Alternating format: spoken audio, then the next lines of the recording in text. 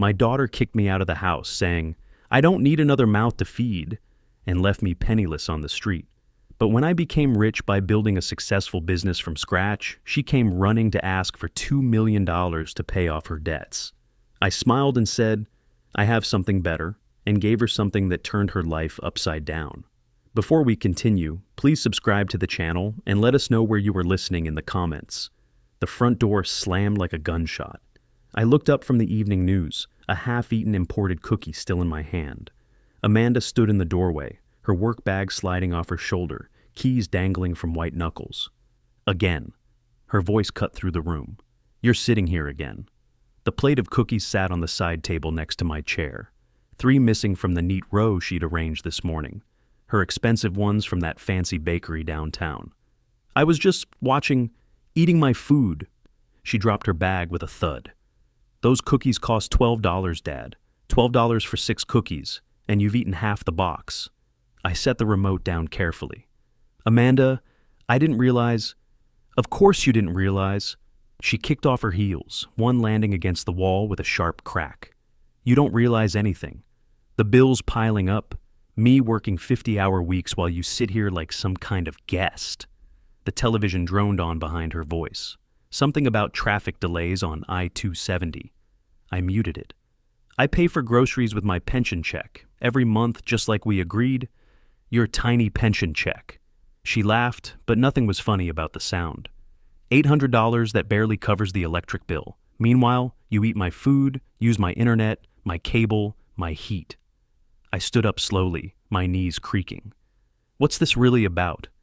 "This is about me coming home exhausted every single day to find you lounging around like you're on vacation." Her face was flushed red now. "Lost the Morrison account today. $20,000 in revenue, gone.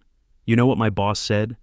Maybe you need to focus more on work instead of personal problems." "I'm sorry about your account, but..." "Personal problems." She stepped closer. "That's what you are, Dad.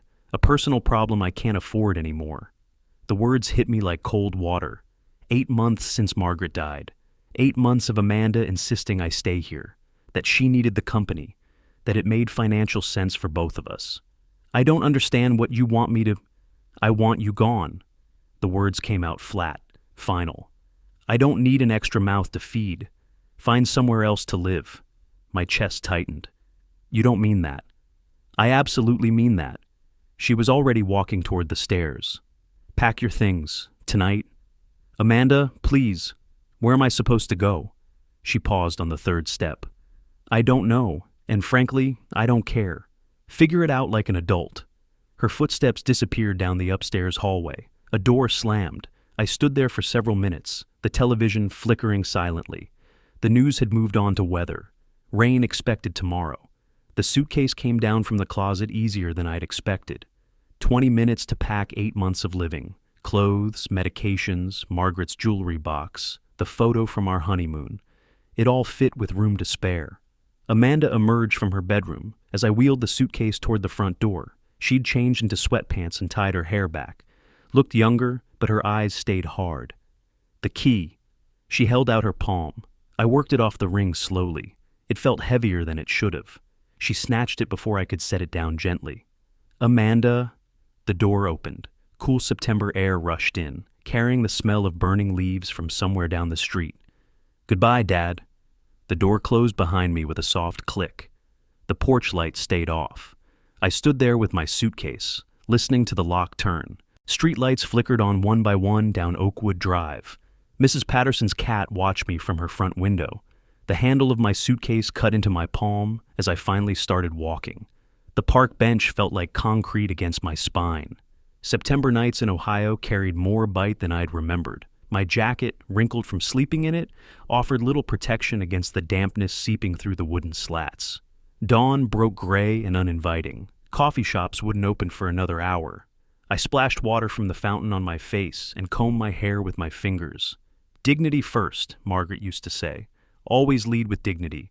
Bob Martinez was watering his front flower beds when I approached. We'd shared fence-line conversations for 3 years, talked about the weather and lawn care. His hose stopped mid-spray when he saw me coming up his walkway. "Jim." He set the hose down carefully. "How you doing?" Been better, Bob. The suitcase felt heavier in daylight. I was wondering if you might have a spare room, just temporarily, until I can find something permanent. His face shifted. Behind him, through the screen door, I caught sight of his wife peering out from behind the kitchen curtain. Gosh, Jim, I wish I could help. He wiped his hands on his pants. But Maria's mother is visiting from Mexico. Staying indefinitely? You know how it is with family.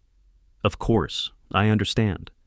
Maybe try the Pattersons? They've got that big house. Mrs. Patterson didn't answer her door. Her car sat in the driveway, and the morning news played loud enough to hear from the porch, but she never came to the door. I knocked 3 times, waited 5 minutes between each one. The Johnsons lived 2 blocks over. Nice people, always waved from their car. Their teenage son answered the door, called for his parents in a voice that suggested this was unusual. Mr. Carter? Mrs. Johnson appeared, drying her hands on a dish towel. Is everything all right? I'm looking for a place to stay temporarily. I can pay rent, help with household work. Oh my. She looked past me to where Mr. Johnson stood in the hallway, shaking his head slightly. I'm sorry, but we've got a family situation right now. My husband's hours got cut at the plant, and we're barely managing as it is. 3 phone calls from the gas station payphone, a quarter each. Cousin Robert in Toledo didn't answer. 6 rings, then voicemail. I left a message explaining my situation, asked him to call me back at the shelter number I'd found in the phone book. My nephew in Cincinnati picked up on the 2nd ring. Uncle Jim? Danny sounded surprised. I thought you were living with Amanda. That didn't work out. I was hoping you might have space for a few weeks while I find my own place. A long pause, children arguing in the background. Man, I wish I could help, but we're packed tight here. Kelly's pregnant again, and we're already using the spare room for storage. There's just no room. I see. Maybe try Aunt Ruth in Akron. She's got that big place since Uncle Pete died.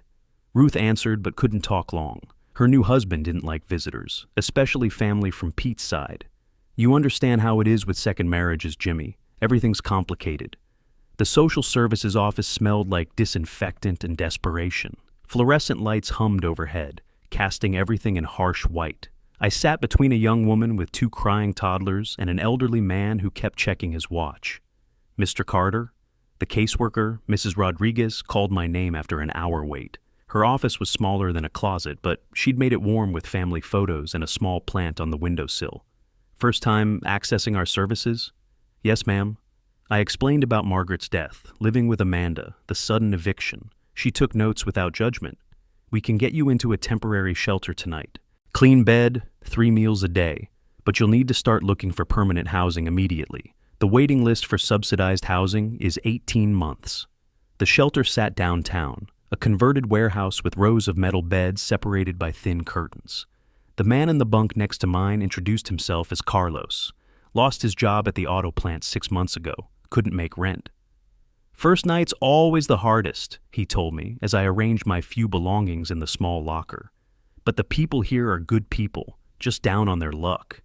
Dinner was served at 6. Meatloaf, mashed potatoes, green beans. Better than I'd expected. I sat with Carlos and 2 other men, listened to their stories. Factory closures, medical bankruptcies, family disputes. Everyone had a reason for being here. Mrs. Rodriguez gave me a newspaper the next morning, circled rental listings in red ink. Start with these, she said. Your pension should cover something basic, but you'll need first month's rent plus security deposit. I folded the paper carefully and put it in my shirt pocket. The classified section felt like a lifeline. Each circled address a possibility for rebuilding. The house on Maple Street looked tired but honest. Peeling white paint, front steps that sagged slightly, windows that needed washing. But the bones were solid and the rent was within reach. Frank Morrison met me at the front door, keys jingling in his weathered hands. 70-something, wearing work boots that had seen decades of use. $800 a month, he said, leading me through rooms that echoed with emptiness. First month and security deposit up front, heat and electric separate. The kitchen was small but functional, gas stove that looked reliable, refrigerator that hummed quietly. Hardwood floors throughout, scarred but intact. I'll take it. Frank studied my face. Most folks want to think it over, maybe look at other places. I don't need to look anywhere else. We shook hands in the kitchen. His grip was firm, calloused from work I recognized. When can you move in? Today, if that works for you. That first night, I slept on the floor in a sleeping bag borrowed from the shelter. The house settled around me with creaks and sighs, like an old man finding his comfortable position. Streetlights threw patterns on the ceiling through bare windows. The thrift store on High Street had everything I needed. Kitchen table for $30, 2 chairs for $15 each, a mattress and box spring for $60. The elderly volunteer helped me load everything into Frank's pickup truck. He'd offered to help move things, said he remembered what starting over felt like. Margaret's tools waited in storage like old friends. The box labeled Jim's workshop in her careful handwriting. Saw, hammer, chisels, sandpaper, wood stain. Everything she'd bought me that Christmas when I mentioned wanting to try woodworking again. The garage behind the house became my focus, 30 by 20 feet of possibility. I swept out 15 years of accumulated leaves and debris, scrubbed oil stains from the concrete floor, set up a work table in the center where the overhead light was strongest. The first project was simple, a wooden box for storing tools, nothing fancy. My hands remembered the motions slowly, measuring twice, cutting once. The saw felt awkward at first, my grip uncertain, but muscle memory returned like riding a bicycle. The wood shavings curled away from the plane in long, thin spirals. Sweet smell of pine filled the garage. For the first time in months, my mind felt quiet, focused on the task, the grain of the wood, the satisfaction of creating something useful with my hands. 3 days to complete the box. Sanded smooth, stained dark walnut, hinges mounted perfectly flush. I held it up to the light, checking for flaws. Margaret would have been proud. The hardware store clerk looked interested when I showed him the box. "You make this yourself?" "Just started woodworking again, testing the waters." "Nice work, clean joints, good finish." He turned it over, examining the bottom. "You thinking about selling these?" "Maybe, depends on whether people want them." People always want quality craftsmanship, especially something made by hand, not mass-produced. I left the hardware store with a small notebook, pages full of ideas, jewelry boxes, cutting boards, picture frames, simple projects I could complete with basic tools, items people actually used. That evening, I sat at my kitchen table planning my next project. A cookbook stand for someone who liked to cook. Margaret had always wanted one, complained about balancing recipe books against the sugar canister. The plan took shape on paper. Adjustable angle, stable base, wide enough for large books. Something useful, something beautiful. Something that would prove I still had value to offer the world. Outside, autumn wind rattled the windows. Inside, I worked by lamplight, sketching and calculating. For the first time since Margaret's death, I felt like myself again. Not a burden, not an extra mouth to feed. Just a man with skills, making something worthwhile with his own 2 hands. The gift bag felt lighter than it should have in my hand as I walked down Riverside Drive. 5 weeks since that terrible night, and I'd finally worked up the courage to approach Amanda's house. The small jewelry box inside had taken me 3 days to complete. Walnut with brass hinges. The kind of craftsmanship that might soften her anger. October air carried the scent of burning leaves. Streetlights flickered on, one by one, as evening settled over the familiar neighborhood. I'd taken the bus here, spent 20 minutes walking in circles, gathering nerve. The silver BMW in her driveway stopped me cold. Amanda drove a Honda. Reliable, practical, 3 years old. This car gleamed under the porch light, pristine and expensive. License plate I didn't recognize. I stepped behind the old oak tree across the street, confusion churning in my stomach. Maybe she had company. A friend, perhaps. Someone from work. The front door opened. A man emerged, adjusting his tie with practiced ease. Expensive suit, polished shoes, a gold watch catching the light as he moved. Tall, confident, maybe 45. He turned back toward the house with the familiarity of someone who belonged there. Amanda appeared in the doorway. She wore a dress I'd never seen before, deep blue, elegant, the kind she used to say was too fancy for anywhere she ever went. Her hair fell in soft waves around her shoulders, and she was smiling. Really smiling, not the strained expression I'd grown used to in those final months. The man cupped her face gently, kissed her with obvious affection. She melted into him, her hands smoothing the lapels of his jacket. They spoke quietly, intimate words I couldn't hear, but recognized in their body language. My chest tightened. "See you tomorrow," he said, his voice carrying across the quiet street. "Drive carefully." She stood on her tiptoes for another kiss. He walked to the BMW like he owned the world. Amanda watched from the doorway until his taillights disappeared around the corner, then closed the door with a soft click. I stood frozen behind the tree, gift bag trembling in my grip. 5 weeks. She'd thrown me out 5 weeks ago, claiming financial stress, saying she couldn't afford an extra mouth to feed. But here was proof of something else entirely, a life I'd never been part of, a relationship that explained everything. How long had this been going on? Months? Longer? The expensive dress, the way she'd touched him, the comfortable routine of their goodbye. This wasn't new. This was established, serious, real, in a way that made my presence an inconvenience rather than a necessity. I wasn't kicked out because of money. I was kicked out to make room. The realization hit like ice water. All those months of growing tension, her increasing irritation with my presence, the way she'd snapped over those ridiculous cookies. It hadn't been about finances. It had been about clearing space for Derek, or whatever his name was. She'd needed me gone so she could have this. The gift bag slipped from my numb fingers, landing silently in the damp grass. I bent to retrieve it mechanically, my hands shaking as I gripped the small package. Everything made sense now.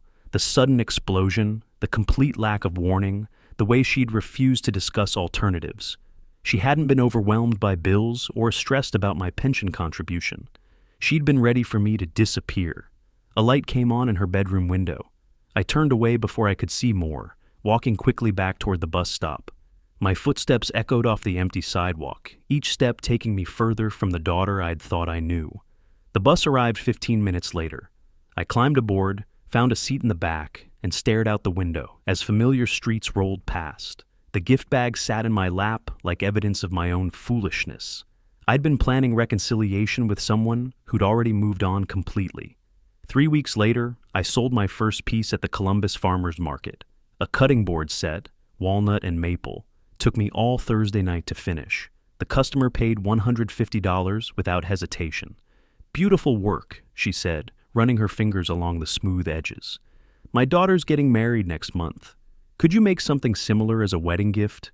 I handed her my business card, printed at the local copy shop for $12. Miguel had insisted I needed them. "Call me next week. We'll design something special." Miguel Lopez had appeared at my workshop door 3 days after my visit to Amanda's house. 22 years old, fresh out of community college, looking for part-time work to supplement his job at the hardware store.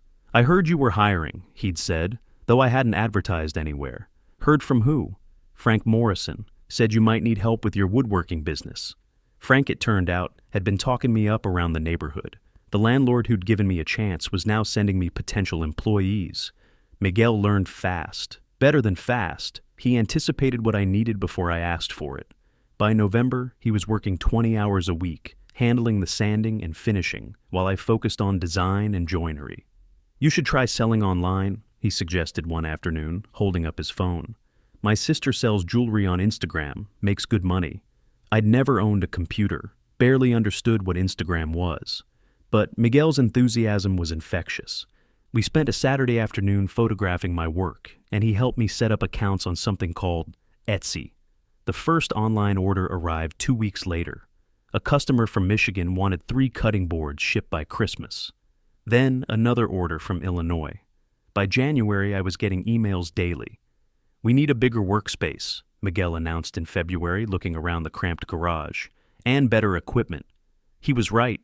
Orders were backing up, and I was turning away custom requests because I couldn't keep up. The old circular saw wheezed through hardwood, and my single workbench limited what we could produce simultaneously. The bank meeting terrified me. Janet Stevens, the loan officer, studied my financial statements with skeptical eyes. 6 months of business records, tax documents, bank statements showing steady deposits. "You're 68, she said. It wasn't a question. "Yes, ma'am. Starting a business at retirement age is unusual. Age doesn't change the quality of my work." She picked up a wooden business card holder from her desk, one I'd given her as a sample, turned it over, examined the dovetail joints, ran her thumb across the finish. "This is exceptional craftsmanship." Thank you. How much are you averaging monthly? Last month was 8,000. This month is tracking higher. Her eyebrows rose. 8,000 gross or net? Net. After materials and Miguel's wages. The loan approval came through in March. $50,000 for equipment and workspace expansion, backed by my growing business revenue and the house I'd already paid off early.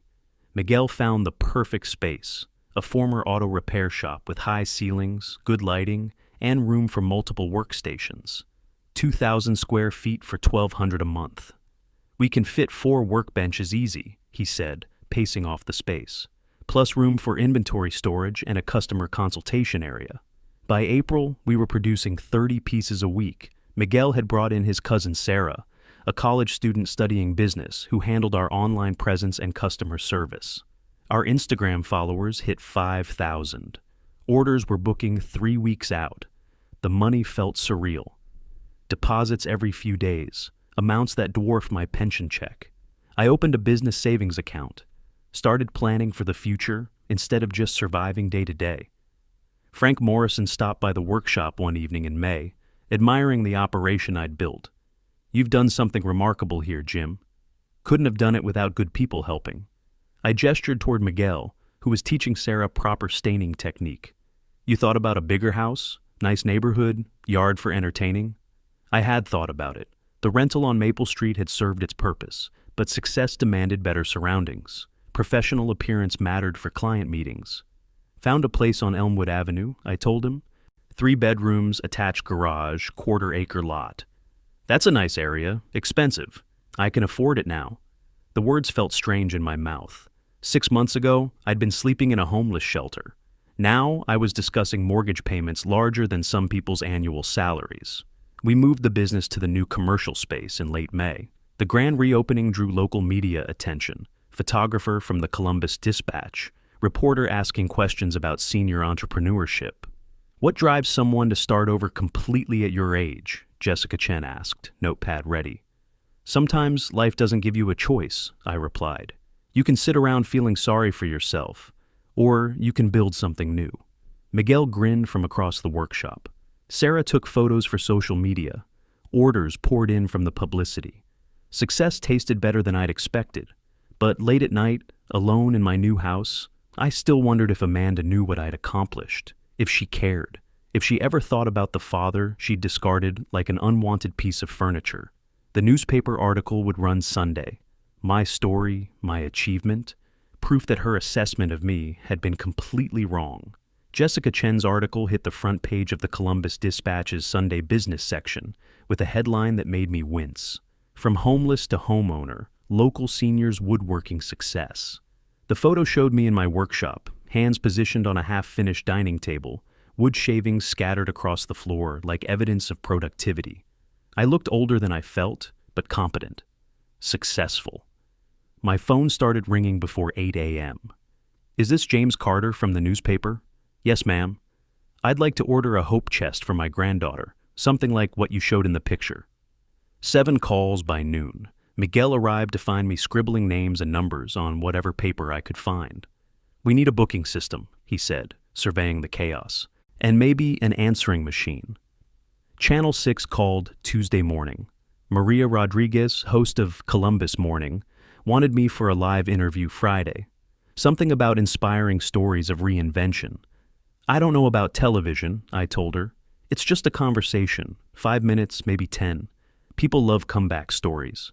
Thursday night, I stood in front of my bedroom mirror trying to decide between 2 shirts Miguel had helped me pick out. The blue one made me look professional. The gray one seemed friendlier. Blue won. The television studio was smaller than I'd expected, cramped and hot under bright lights. Maria Rodriguez looked exactly like she did on screen, polished and energetic. "Don't look at the cameras," she advised during makeup. "Just talk to me like we're having coffee." The interview went faster than I'd anticipated. "You started this business at 68 after losing your housing. What gave you the courage to begin again?" "Wasn't about courage, was about necessity. You can feel sorry for yourself, or you can do something useful with your time. Your work is beautiful. Where did you learn these skills?" "My wife Margaret bought me tools years ago, said I had good hands for detailed work. Took me 30 years to prove her right. Any advice for other seniors considering major life changes? Don't wait for permission. Don't wait for perfect conditions. Start where you are with what you have. The phone in my workshop rang continuously for 3 days after the broadcast. Orders from across Ohio, Indiana, Kentucky. Sarah created a waiting list that stretched into September. Miguel's 18-year-old daughter posted a video on TikTok showing me demonstrating dovetail joints. Her caption read, "My dad's boss is 68 and just started his business. Grandpa woodworker, just never too late, handmade his life." The video went viral locally. 15,000 views, hundreds of shares, comments from people sharing their own late-in-life success stories. "You're famous," Sarah announced, showing me the screen. "I'm notorious," I corrected. But the attention felt good. Validation I hadn't realized I needed. Strangers recognizing my worth, my skill, my contribution to the community. The Chamber of Commerce invited me to speak at their monthly luncheon. The Senior Center wanted me for a workshop on finding purpose after loss. Local business owners stopped me on the street to shake hands and share encouragement. Success beyond my wildest projections. Late one evening, after Sarah and Miguel had gone home, I sat alone in the workshop organizing order forms. The photo of Margaret watched from the corner of my workbench, her smile approving what I'd built. "Wish you could see this, sweetheart," I whispered to the empty room. The business was thriving. My bank account grew larger every month. I owned a house in a good neighborhood, drove a reliable truck, employed 3 people who depended on me. Everything I dreamed of achieving. But sitting there surrounded by the evidence of my success, I couldn't shake the feeling that something remained unfinished. Not the orders or the business plan or the expansion possibilities Miguel kept suggesting. The daughter who'd thrown me away like garbage probably still believed I was the helpless burden she'd painted me as. Somewhere across town, Amanda was living her life with Derek, maybe even grateful she'd freed herself from caring for her declining father. She had no idea what I'd become. My phone buzzed with another interview request. Local magazine wanted to feature me in their Ohio Entrepreneurs section. I set it aside for tomorrow, when I could think more clearly about what message I wanted to send. The workshop fell quiet except for the hum of the ventilation system. Outside, summer rain began pattering against the windows, a gentle rhythm that usually helped me think. Tonight, it only reminded me how alone success could feel when you had no family to share it with. September 15th, 2024. Exactly 1 year. I sat in my home office, mahogany desk polished to a mirror shine, reviewing the quarterly business reports Miguel had prepared. The numbers still amazed me. $15,000 profit last month alone. Sunlight streamed through the bay window overlooking my garden, where late roses bloomed in neat rows. The newspaper clipping lay beside my coffee cup. Local seniors' remarkable business success from last month's feature story. My photograph showed a confident man in a clean workshop, surrounded by the evidence of his achievements. The phone rang. Unknown number, but the area code was local. I almost let it go to voicemail. Solicitors had discovered my success, calling daily with investment opportunities and charity requests. Something about the number seemed familiar, though I couldn't place it. I answered on the 4th ring. "Hello? Daddy?" My hand tightened on the receiver. Amanda's voice sweet and tremulous, the tone she'd used as a child when she wanted something special. "Hello, Amanda. This is unexpected." "Oh, Daddy, how I've missed you.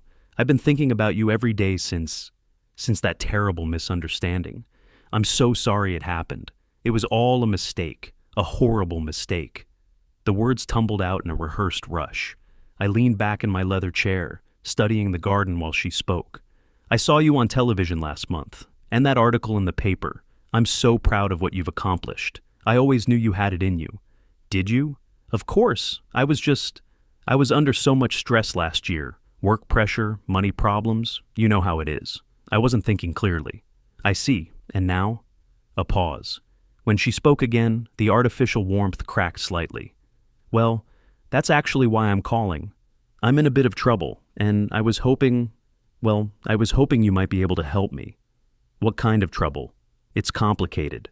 My boyfriend Derek, he took out some loans in my name without telling me. Big loans. And now he's disappeared, and the creditors are coming after me for the money." "Derek?" The man in the expensive suit, kissing her goodbye in front of her house. I'd wondered when he would surface in this conversation. How much money? $2 million. The amount hung between us like smoke. I set down my coffee cup carefully, admiring how steady my hand remained. That's quite specific.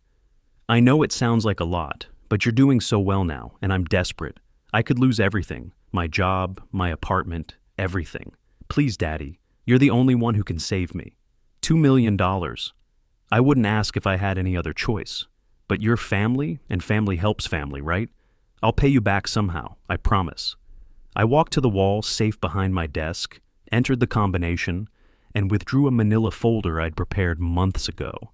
Not for this exact scenario, but close enough. Amanda, I think I have something that might be even better for you than $2 million. Really? Hope bloomed in her voice. What do you mean? Let's meet tomorrow afternoon. There's much we need to discuss. Oh, thank you. Thank you so much. I knew you'd understand. You're the best father anyone could ask for. We'll see. Cornerstone Cafe downtown, 1 o'clock. I'll be there. And Daddy, I really do love you. The line went dead. I sat holding the receiver for a long moment, then opened the manila folder and reviewed its contents. 25 pages of carefully calculated expenses, organized by category, with supporting documentation and inflation adjustments. The anniversary timing was perfect. Exactly 1 year since she'd told me she didn't need an extra mouth to feed. Tomorrow, she would learn exactly what feeding that extra mouth had cost. Cornerstone Cafe buzzed with lunch crowd energy, business meetings over sandwiches, friends catching up over salads, the comfortable hum of afternoon conversation. I'd chosen a corner table with a clear view of the entrance, the manila folder positioned beside my coffee cup like a prop waiting for its scene. 1 o'clock exactly. Amanda appeared in the doorway, scanning the room with nervous energy. She wore a designer dress I recognized from her television days, navy blue with subtle pinstripes. Expensive, but not new. The kind of outfit someone wears when they need to look successful while counting every penny. She spotted me and approached with arms extended, forcing a reunion hug I accepted, but didn't return with enthusiasm. Her perfume was different, lighter, probably cheaper than what she used to wear. You look wonderful, Daddy. Success suits you. Thank you. Please sit. She settled across from me, eyes immediately drawn to the manila folder. Her fingers drummed against the table edge, anxiety poorly disguised as anticipation. I ordered you coffee, I said. Black, 2 sugars, unless your preferences have changed. No, that's perfect. You remember. I remember many things. The waitress delivered her coffee. Amanda added sugar with shaking hands, spilling granules across the table's surface. So, she attempted a bright smile. Did you bring it? The check? I brought something better. Her eyes fixed on the folder with obvious hunger. What do you mean? This is for you, Amanda. I opened the folder deliberately, turned it around, and slid it across the table. A gift more valuable than money. She pulled the papers toward her, confident smile faltering as she read the header. Child care expenses, Amanda Harris Carter, born March 15, 1982. Age of independence, September 15, 2007. Her face went pale. What is this supposed to mean? Keep reading. Her eyes moved down the page, taking in line items organized by category. Food and nutrition. $247,000 clothing and personal items. $156,000 education costs. $389,000 healthcare and dental. $178,000 housing allocation. $542,000 transportation. $134,000 entertainment and enrichment. $298,000 miscellaneous and inflation adjustments. $156,000 total. $200,000. She flipped through pages of supporting calculations, grocery receipts averaged and projected, tuition records, medical bill estimates, housing cost allocations based on square footage and duration of occupancy. This can't be serious. Her voice cracked. This is some kind of joke, right? Every number is carefully researched, conservative estimates actually. I could have included emotional labor, but that seemed too subjective. You can't charge me for being your daughter. I'm not charging you anything. She stared at me across the table, papers trembling in her hands. Other diners were beginning to notice our conversation, heads turning at her raised voice. Then what is this? Education. You said you didn't need an extra mouth to feed, but for 25 years, I fed your extra mouth. This document represents the true cost of that mouth. Every meal, every piece of clothing, every opportunity I provided. But you're my father. That's what parents do. Exactly. And now you owe me exactly what you claimed was too much to bear. The folder slipped from her numb fingers, pages scattering across the cafe table like a paper avalanche. The total stared up at us in bold print. $20,000. I need that $2 million to survive, she whispered, and I invested $2.1 million in raising you. Funny how the numbers work out. You said you didn't need an extra mouth to feed, I continued, my voice steady while Amanda's world crumbled around her. But for 25 years, I fed your extra mouth. Every single day. She clutched the scattered papers like lifelines, her designer dress creating an ironic backdrop for her desperation. The cafe hummed with lunch conversation around us, but our table had become an island of reckoning. This isn't fair! Her voice rose above the ambient noise. No parent does this. No court would uphold this. This isn't about courts, it's about education.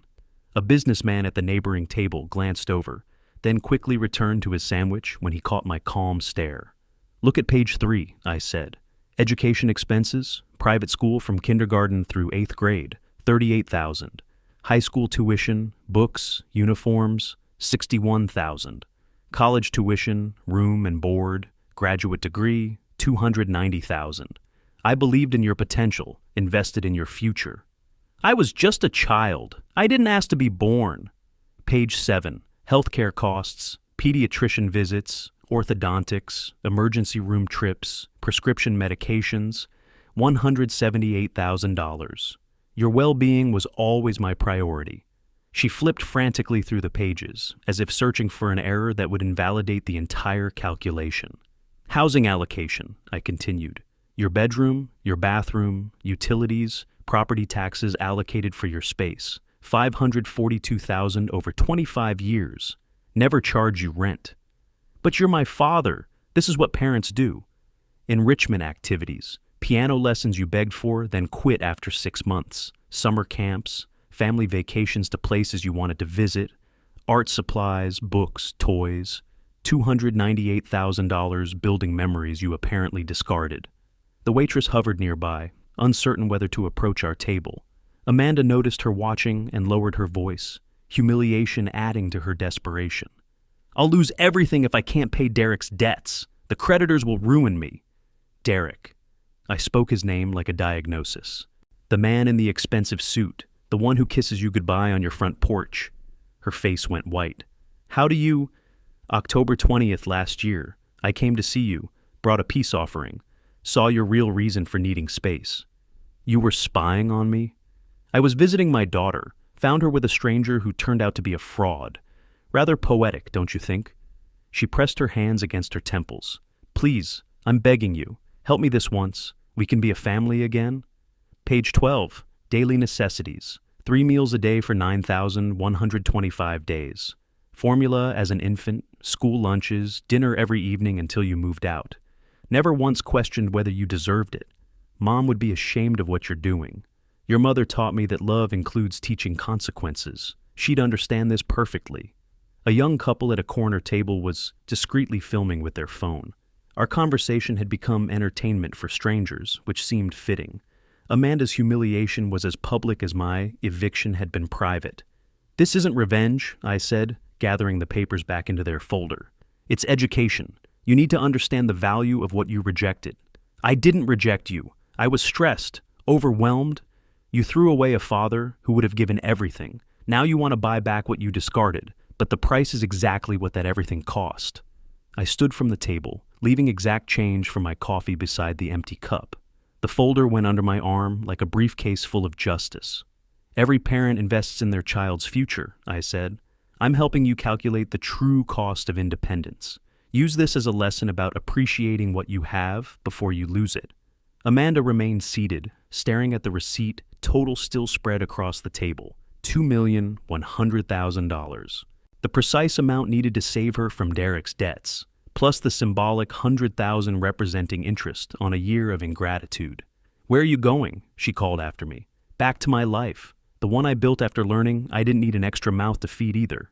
I walked through the cafe's lunch crowd, past curious stares and whispered conversations. Behind me, Amanda sat alone with the papers that proved exactly how much that unwanted mouth had cost to feed. The afternoon sunlight felt warm on my face as I stepped onto the sidewalk. For the first time in a year, the weight of unfinished business had lifted from my shoulders. Justice, I'd learned, was simply education delivered at the perfect moment. 3 weeks later, I sat across from Robert Matthews in his law office, the manila folder now part of a larger briefcase filled with supporting documents. 25 years of receipts, bank statements, medical records, educational expenses, everything needed to prove my case in court. This is unusual, Matthews admitted, adjusting his wire-rimmed glasses, but legally sound. You documented systematic financial investments with clear evidence the recipient explicitly rejected its value. I want acknowledgement, not necessarily collection. The court will decide enforcement. Our job is proving the debt exists. Franklin County Courthouse buzzed with typical civil case activity when our hearing date arrived. I wore my best suit, navy blue, tailored to fit my current confident posture, rather than the defeated man from a year ago. Amanda sat across the courtroom with a public defender, her face drawn and pale. She'd lost weight, her designer clothes hanging loose. The sight should have satisfied me, but mostly I felt tired. Judge Patricia Williams reviewed our filing with methodical attention. Gray-haired, probably in her 60s, she reminded me of Margaret in her no-nonsense approach to problems. "Mr. Carter, please present your case." I stood slowly, pulling documents from the briefcase with practiced efficiency. "Your Honor, for 25 years I provided comprehensive support for my daughter Amanda Harris. Food, housing, education, healthcare, transportation, enrichment activities.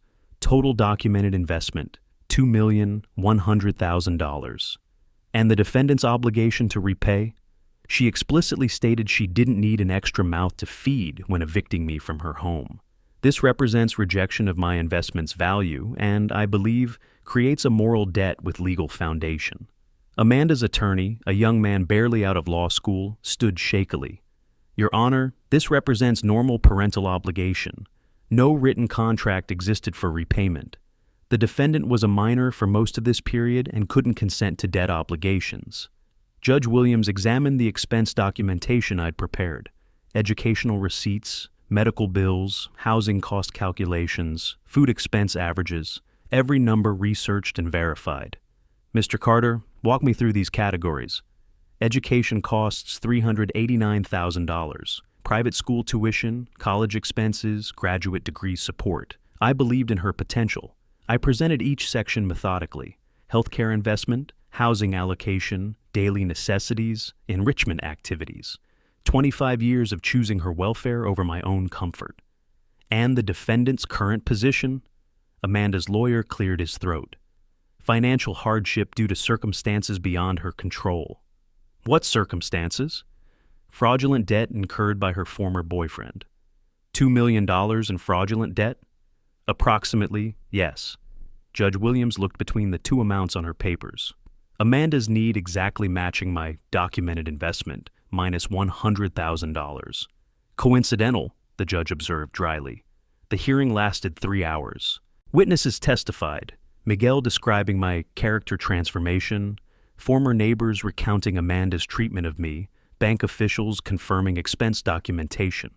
Amanda finally took the stand, forced to acknowledge receiving every documented support item. When asked about the extra mouth comment, she broke down completely.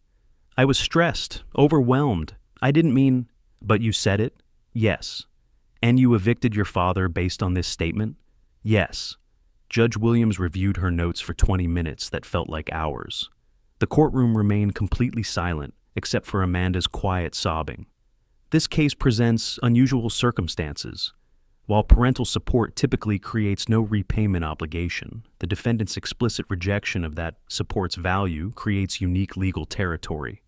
My heart began racing. The court finds the plaintiff provided documented services and goods with reasonable expectation of gratitude and family respect.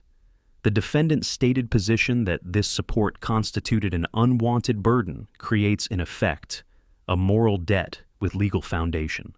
Amanda gasped audibly. Judgment for the plaintiff in the amount of $2,100,000 plus court costs and reasonable attorney fees. The gavel fell like thunder. Amanda collapsed in her chair, her attorney scrambling to support her. Across the courtroom, I felt no triumph, only a strange emptiness where anger used to live. Justice had been served, but justice, I was learning, felt surprisingly hollow when delivered to someone you once loved unconditionally. 2 months after the court victory, I signed the lease on a modest office space downtown. The brass nameplate read, Carter Foundation for Senior Independence, my answer to the emptiness that followed legal vindication. Mrs. Rodriguez, the social worker from my shelter days, accepted my offer to become the foundation's first employee. You sure about this, Mr. Carter? Running a nonprofit is demanding work. I'm sure. We're going to help seniors who've been abandoned by their families. People like I was. The irony wasn't lost on me. Amanda's cruelty had created the motivation for this work, but I couldn't feel grateful for her behavior. Some lessons came too expensive. Our first case walked through the door on a Tuesday morning. Robert Chen, 73, evicted by his son over gambling debts. The story felt familiar. Family tension over money, harsh words that couldn't be taken back, an elderly person with nowhere to go. My son said I was a burden, Robert explained, hands shaking as he filled out our intake form. 20 years I helped him with his mortgage, put his kids through college. One bad streak at the casino, and suddenly I'm the problem. We found Robert temporary housing and enrolled him in gambling addiction counseling. 3 weeks later, father and son attended our family mediation session. Sometimes people need consequences to understand what they're throwing away, I told them both, but families can heal if everyone commits to change. They reconciled over Thanksgiving dinner. Robert sent me a photo, 3 generations around a dinner table, laughing at some shared joke. November brought 15 more cases. December doubled that number. Seniors abandoned by adult children, families torn apart by misunderstanding and selfishness, but also stories of reconciliation when people chose growth over pride.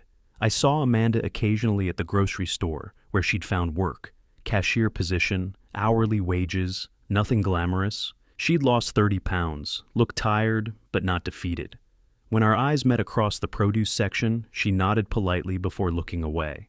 Linda, her manager, mentioned Amanda during a casual conversation at the foundation's holiday event. That girl's a hard worker, shows up early, stays late when we need coverage. Customers like her, she's patient, really listens when they have problems. You sound surprised. Well, she started out pretty entitled, designer clothes, complaining about everything. But something changed. She actually seems grateful now for what she has. I studied Amanda from across the store, watching her help an elderly customer count change. The woman she'd become bore little resemblance to the person who'd evicted me. Hardship had stripped away her artifice, revealing someone I barely recognized. That evening, I reviewed foundation cases in my home office. 47 seniors assisted, 12 successful family reconciliations, $280,000 distributed in emergency aid, numbers that represented real people, real healing. Margaret's photo watched from the bookshelf, her smile suggesting approval. She'd always believed in second chances, in the possibility of growth through adversity. But she'd also believed in consequences, that real change required real cost. The foundation work felt meaningful in ways the court victory hadn't. Revenge provided justice, but no satisfaction. Helping others created purpose beyond personal conflict. My phone rang near midnight. Unknown number, but I answered anyway. Foundation business often came at odd hours. Mr. Carter, this is Linda from Morrison's Grocery. I manage Amanda. My pulse quickened. Is everything all right? She collapsed during her shift tonight. Exhaustion, the doctor said. Been working double shifts, barely eating. She gave me your number as emergency contact. Emergency contact. After everything we'd been through, I was still the person she called when her world fell apart. Which hospital? Mount Carmel East, room 314. I drove through empty December streets, past Christmas decorations that seemed to mock my complicated feelings. Anger and concern warred in my chest. She'd destroyed our relationship, but she was still my daughter. The hospital room was small, sterile. Amanda lay sleeping, IV drip feeding nutrients her body desperately needed. Without makeup, She looked young and vulnerable, like the child I'd raised rather than the woman who'd broken my heart. A letter lay on the bedside table, my name written across the envelope in her careful handwriting. The nurse said she'd been working on it between IV treatments. I didn't open it, not yet. Instead, I sat in the uncomfortable visitor's chair and watched my daughter sleep, wondering if consequences had taught her what love couldn't. Christmas Eve morning found me in my study, Foundation annual reports spread across the mahogany desk like evidence of purpose. 47 seniors helped, 12 families reconciled, a year of meaningful work that had healed wounds I didn't know existed. Amanda's letter lay unopened beside Margaret's photo. 3 weeks since the hospital incident, and I still couldn't decide whether reading it would help or hurt. The Foundation's success had attracted regional attention. Cities across Ohio wanted similar programs, media interviews, speaking engagements, recognition from the mayor's office. Everything Amanda had craved now flowed naturally from work that mattered. But success felt incomplete without family to share it. I picked up the letter, running my thumb across Amanda's familiar handwriting. Margaret's voice whispered in my memory. Love means giving people room to grow, even when growth hurts. The envelope tore easily. Dear Dad, I don't know if I have the right to call you that anymore, but I don't know what else to say. I've started this letter 100 times, thrown away every draft because nothing seemed honest enough. You were right about everything, the money, the gratitude, the value of what you gave me. I threw away a father who would have sacrificed anything for my happiness, and I did it for the stupidest, most selfish reasons. I'm not writing to ask for forgiveness. I don't deserve it. I'm not asking for money. I know that's what you'd think first. I'm working now, earning my own way, learning what you tried to teach me about the value of things. I just wanted you to know that I understand now. Every dollar in that calculation represented love I was too blind to see. Every sacrifice you made while I complained about not having enough. Every patient explanation when I acted like the world owed me something.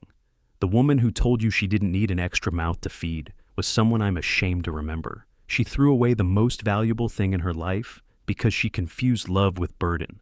I see families in the grocery store, parents with adult children who visit, who call, who remember birthdays and holidays.